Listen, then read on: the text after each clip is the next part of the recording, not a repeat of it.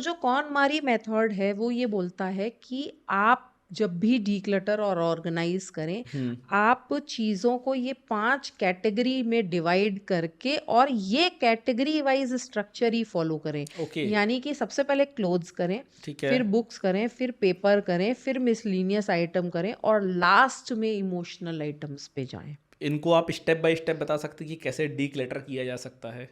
हाँ, पांचों पार्ट, हाँ, पांचों जो चीज़ें हैं आपकी। हाँ। जी। तो पहले तो इस ऑर्डर में ही करना ठीक है, है, मतलब आपको रूम वाइज नहीं करना है। ये अगर ऑर्डर में अगर करना मुझे है। अपने इस रूम की सफाई करनी है या मुझे अपने घर की सफाई करनी है, तो मैं इस ऑर्डर में सफाई करूँ, ये नहीं देखूँ कि मुझे पहले ये रूम कर लूँ फिर मैं वो रूम करूँगा। हाँ, ओके। इसके पीछे एक लॉजिक है, इसके पीछे एक अच्छा। बहुत डीप साइकोलॉजी है। क्या? शायद आपने ये एंगल कभी नहीं सोचा होगा। बताइए। डीप साइकोलॉजी क्या है कि जो हमारा प्रोसेस आपने बोला कि हम्म। डीक्लटरिंग प्रोसेस क्या है, जी। सबसे पहले आपको डीक्लटर करना है, जी।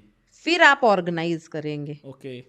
ठीक है। ठीक है। लेकिन अगर मैं आपसे बोलूं कि रोहित जी आप पहले अपने इमोशनल आइटम्स को डीक्लटर कर दीजिए, यानी कि हम्म। पहले आपको जो चीज़ें किसी ने गिफ्ट दी हैं या वो जिससे आपका कोई इमोशनल अटैचमेंट है उनको आप हटा दीजिए। जी। आप कभी नहीं हटा पाएंगे, अच्छा, क्यों?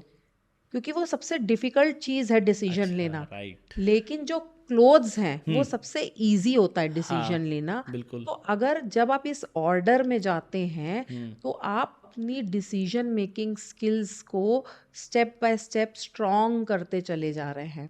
तो ओके। आप सबसे पहले क्लोथ्स जो इजीएस्ट कैटेगरी है उस पे जाएंगे, आपने डिसीजन लेना स्टार्ट करा।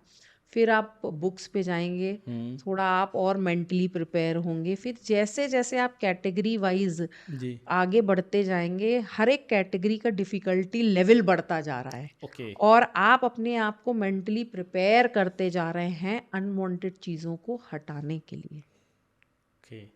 तो ये इसके पहले साइकोलॉजी है।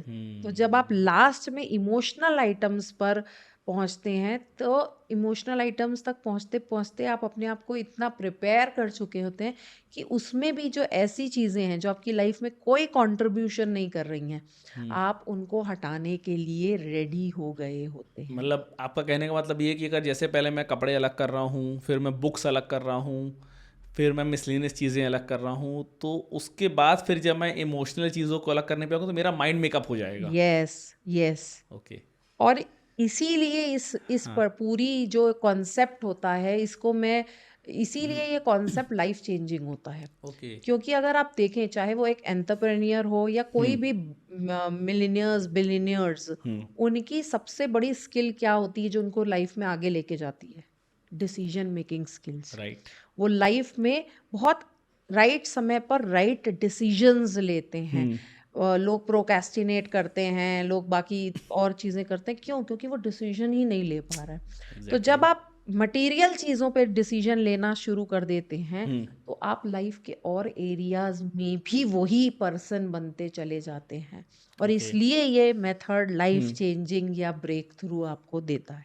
चार चीज़ें तो देखिए मुझे समझ में आ गई कि मतलब आप अपने कपड़े अलग कर दीजिए जो फालतू के हैं, बुक्स अलग कर दीजिए, मिसलिनियस सामान आप अलग कर दीजिए। एक चीज़ मुझे समझ में नहीं आई, इमोशनल वाला एंगल।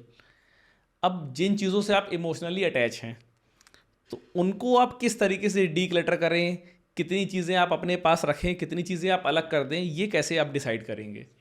देखिए ये पूरा कॉन्सेप्ट जी। जो आपने बोला कि डीक्लटर कैसे करना कैसे है, करना है, यहाँ मैं एग्जैक्टली। ये डिसीजन लूं, राइट। तो यहाँ पर एक आता है ट्विस्ट। हम्म। और वो ये है कि दो जो ये कॉनमारी मेथड है हाँ। वो आपको बताता है कि आप उन चीज़ों को अपने पास रखिए जो आपको खुशी दे, ओके। हैप्पीनेस दे। ठीक और है। हम लोग इस कॉन्सेप्ट में उसको बोलते हैं कि keep those thing that spark Joy for you. Okay. तो इस पूरे प्रोसेस में जब आप क्लोथ्स, हम लोग एक बहुत ही ब्यूटीफुल प्रोसेस करते हैं डीक्लटरिंग के टाइम जी। कि सबसे पहले हम हर एक आइटम को निकाल कर सब चीज़ एक कैटेगरी की सामने रखते हैं आंखों के ओके। सामने।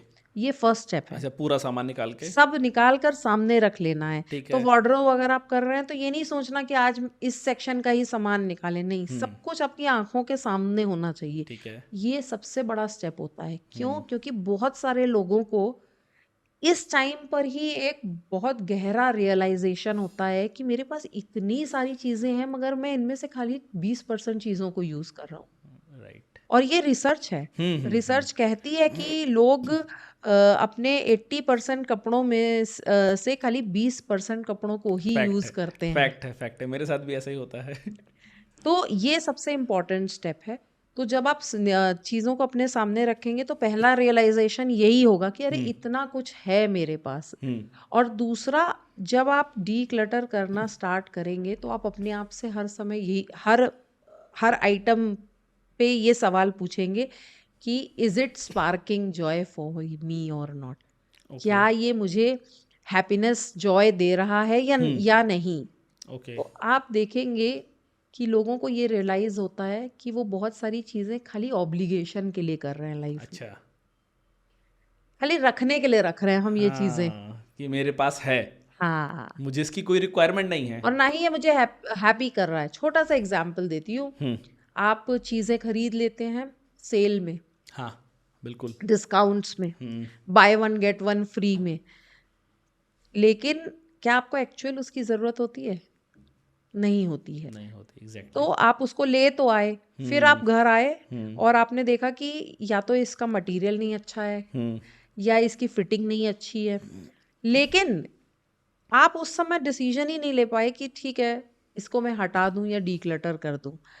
आप फिर भी एक ऑब्लिगेशन समझ के उसको रखे रहेंगे कि चलो ठीक है अभी पैसा खर्च कर दिया है तो इसको पहन लेते हैं। हाँ, एक दो बार पहन लेता हूँ। पहन लेते हैं। राइट। तो कहीं ना कहीं वो आप ऑब्लिगेशन जबरदस्ती में वो चीज कर रहे हैं, वो लाइफ में आपको खुशी नहीं दे रही है। राइट। और ये पूरा उसके कॉन्सेप्ट पे बेस्ड है कि भाई जो चीज खुशी दे रही है आप धीरे धीरे लाइफ में उन चीजों को आइडेंटिफाई करना शुरू करेंगे जो आपको लाइफ में खुशी देती है। और ये पूरा कॉन्सेप्ट उसी के अराउंड बेस्ड है। तो इसी कॉन्सेप्ट को कॉनमारी मेथड बोलते हैं जी पूरा। हाँ जी। ये मतलब इसकी स्टार्टिंग कैसे हुई थी, कब स्टार्ट हुआ ये? कॉनमारी मेथड तो काफ़ी पॉपुलर है इंडिया के बाहर। और मुझे लगता है ऑलमोस्ट 10-15 साल पहले मैरी कोंडो ने इस मेथड की वो करी थी काफ़ी रिसर्च के बाद। और यूके में, यूएस में बहुत पॉपुलर है। इनफैक्ट वहाँ पर इस पूरी करियर को बोला जाता है प्रोफेशनल ऑर्गेनाइजिंग। Professional organising. हाँ। तो और इंडिया में भी इसका कुछ है? सर ये इंडिया में एक बहुत ही इमर्जिंग इंडस्ट्री है। ओके। यूएस यूके में ये एक लगभग $1 बिलियन इंडस्ट्री है। $1 बिलियन? यस। मतलब ऑर्गेनाइजिंग की इंडस्ट्री? ऑर्गेनाइजिंग की इंडस्ट्री इंडिया में अभी भी एक न्यू कॉन्सेप्ट है, एक इमर्जिंग कॉन्सेप्ट है। लोगों को बहुत सारी रेसिस्टेंस है मगर अभी ये बहुत ग्रो कर रहा है। स्पेशली अगर आप देखें मेट्रो और टियर 2 सिटीज में ये काफ़ी ग्रो कर रहा है। क्योंकि जो लोग अपने समय को वैल्यू देते हैं वो लोग चाहते हैं कि जो एक्सपर्ट्स हैं वो आकर हमारे लिए ये काम करें। तो इस इंडस्ट्री में करियर बनाया जा सकता है? बिल्कुल। पैसा बिल्कुल, है इसमें? बिल्कुल। मतलब लोग आपको आपका घर ऑर्गेनाइज करने का पैसा पे कर सकते हैं? बिल्कुल। कैसे? मतलब ये थोड़ा सा इसको मेरे मतलब एलिब्रेट करिए, ये चीज़ मुझे समझ में नहीं आ रही है कि मतलब क्या ऐसा कोई पर्टिकुलर कोर्स होता है, सर्टिफिकेट कोर्स होता है, किस टाइप के क्लाइंट्स आपको मिलते हैं, आप उनके लिए क्या काम करते हो, वो आपको कितना पे करते हैं? तो देखिए ये डेफिनेटली कोर्स होता है क्योंकि ये एक कॉन्सेप्ट है। कोई भी इंसान पहले कॉन्सेप्ट से रिलेट करेगा ओके। तो ही वो आपकी सर्विस को बाय करेगा। ओके। तो पहले तो ये कॉन्सेप्ट है डेफिनेटली। जो लोग अपने समय की वैल्यू करते हैं, जैसे मैंने बोला, जिनको ये पता है कि अगर मैं 2 घंटा अपने घर को ऑर्गेनाइज करने में स्पेंड करूं, जी। वो 2 घंटे में मैं मे बी 10 करोड़ रुपए कमा सकता हूँ, तो मैं क्यों करूँ? मैं हाँ। किसी एक्सपर्ट को बुलाऊं राइट। जो मेरे लिए ये चीजें कर सके। तो बिल्कुल। इस तरह के लोग जो हैं, जो एनआरआईज या सीईओज या बहुत सारे एक्टर्स हमारे क्लाइंट हैं जिनको बाय प्रोफेशन बहुत ज़्यादा सामान रखना होता है, ओके। लेकिन उनके पास समय नहीं है उसको ऑर्गेनाइज करने के लिए, प्रॉपर वे में रखने के लिए। वो लोग इस तरह की सर्विसेज को लेते हैं।